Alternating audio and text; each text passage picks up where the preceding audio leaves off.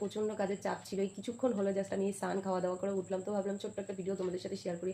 আসলে বেশ অনেক দিন ধরে আমি ভিডিও দিতে পারছি না, গত 3-4 দিন মনে হয়ে গেল। একটু কাজের প্রেশার আছে বাড়িতেই, নিজের কোনো অর্ডারের প্রেশার না আমি বলবো না, তো বাড়িতে কিছু কাজ বাজ আছে। আসলে সামনেই জন্মাষ্টমী, তোমরা সকলেই জানো। তো আমার ভগবান আর কি যেখানে আছেন, তো ওই জায়গাটা আমার ভীষণই ছোটো একটা জায়গা, হয়তো তোমরা অনেকে দেখেছো। তো ওই জায়গাটা একটু বড় করার জন্য আমার যেই রুমে আর কি ভগবান আছে, আমি চেষ্টা করলাম ওই রুমটাকে যদি একটু আমি বাড়িয়ে, যদি ভগবানের সামনেটা একটু দেখতে ভালো লাগে, তার জন্য ছোটো ছোটো চেঞ্জ করেছি। তো চলো আমি তোমাদেরকে একটু দেখিয়ে দিই যে কী চেঞ্জগুলো আমি করেছি।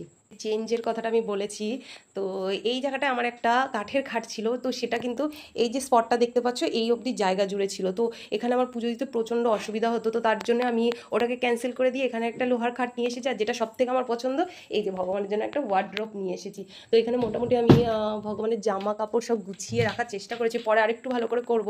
আর হ্যাঁ, জন্মাষ্টমী সামনে আসছে, তোমরা জানো, যদি চাও তাহলে আমি অবশ্যই জন্মাষ্টমীর ব্লগ করে তোমাদেরকে দেবো। কমেন্ট করে অবশ্যই জানিও। রাধে রাধে।